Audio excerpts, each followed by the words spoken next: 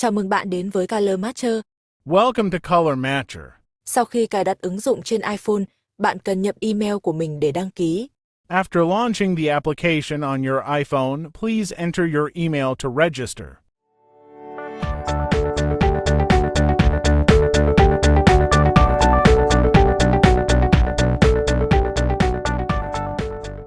Sau khi đăng ký, bạn có thể làm quen với ứng dụng để trải nghiệm. Once registered, you can use the app to practice. Nếu bạn muốn sử dụng các tính năng của ứng dụng này để áp dụng giải pháp hiệu chuẩn máy in, theo phương pháp G7 theo quy trình thực hiện trên bài in mẫu sản phẩm, để không mất chi phí nguyên vật liệu và thời gian cho mỗi lần hiệu chuẩn, và sử dụng ứng dụng trong việc xử lý giấy khác màu, bạn cần liên hệ với nhà cung cấp qua email buimintuấn.g7expert@gmail.com để trả phí sử dụng và nhận được mã kích hoạt. If you want to use the features of this application, to apply the printer calibration solution according to the G7 method, but according to the calibration process using a sample print of a product instead of the usual process, to avoid the cost of materials and time for each calibration and use the application in handling different colored paper, you need to contact the supplier via email buimintuang7expert@gmail.com to pay the usage fee and receive the activation code. Để biết cách sử dụng ứng dụng, bạn hãy bấm vào biểu tượng trợ giúp trên góc trái màn hình để tới phần hướng dẫn sử dụng. To learn how to use the app, click on the help icon on the left corner of the screen to go to the user guide. Ngoài ra, để lựa chọn ngôn ngữ sử dụng, bạn hãy bấm vào biểu tượng ngôn ngữ là hình lá cờ trên góc phải của màn hình giới thiệu, là màn hình đầu tiên xuất hiện sau khi bạn đăng ký thành công. Với phiên bản 1.0, ứng dụng cung cấp hai ngôn ngữ là tiếng Việt và tiếng Anh. To choose the language to use, click on the language icon, which is the flag on the right corner of the introduction screen, the first screen that appears after you successfully register. With version 1.0, the application provides the languages Vietnamese and English. Bằng công cụ này với phiên bản chạy trên Excel, vào ngày 20 tháng 9 năm 2024, Bùi Minh Tuấn đã cùng các thợ in của công ty bao bì Sông Lam thực hiện thành công bài kiểm tra gia hạn chứng chỉ G7 hàng năm với mức tuân thủ cao nhất là Color Space. Khi sử dụng máy đo màu cầm tay để đo thang màu cân bằng xám BMT, có kích thước 68mm với định dạng 17 ô màu. Thay vì phải sử dụng máy đo quang phổ I1IO để đo bảng màu P2P như quy trình thông thường.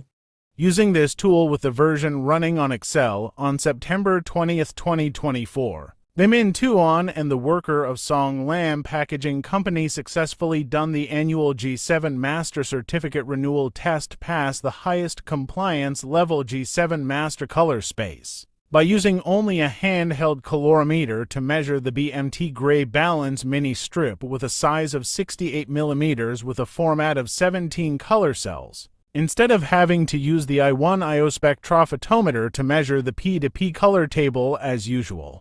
Thành công của việc sử dụng thang màu cân bằng xám mini để hiệu chuẩn máy in đạt tiêu chuẩn quốc tế là một sự khẳng định cho ý tưởng đặt thang màu mini có kích thước chỉ 68mm vào các bài in mẫu sản phẩm, để có thể sử dụng chính bài in mẫu như một bài hiệu chuẩn máy in thay vì phải thực hiện riêng một bài test để hiệu chuẩn như quy trình thông thường. The success of using a mini gray balance scale to calibrate printers achieved to international standards is a confirmation of the idea of placing a mini scale measuring only 68mm into product sample prints so that the sample print itself can be used as a printer calibration instead of having to do a special test for calibration as is the usual procedure. Và với việc sử dụng chính bài in mẫu của một sản phẩm bất kỳ để hiệu chuẩn máy in, nhà in có thể thiết lập được trạng thái G7 cho toàn bộ máy in của mình, cho nhiều loại giấy cần thiết, vì với quy trình này, nhà in không phải trả chi phí nguyên vật liệu, không bị gián đoạn sản xuất bởi những lần dừng sản xuất để hiệu chuẩn một máy in cho một loại giấy, và cũng vì thế, việc duy trì trạng thái G7 trong nhà in sẽ được đảm bảo để luôn đạt được những lợi ích mà phương pháp G7 mang lại, đó là rút ngắn thời gian khi in mẫu, bài in đạt tiêu chuẩn quốc tế, đạt được sự ổn định màu sắc trong suốt một bài in, duy trì khả năng ổn định màu sắc khi in lặp lại, đơn giản trong việc xử lý giấy khác màu và dễ dàng chuyển đổi bài in giữa các máy in.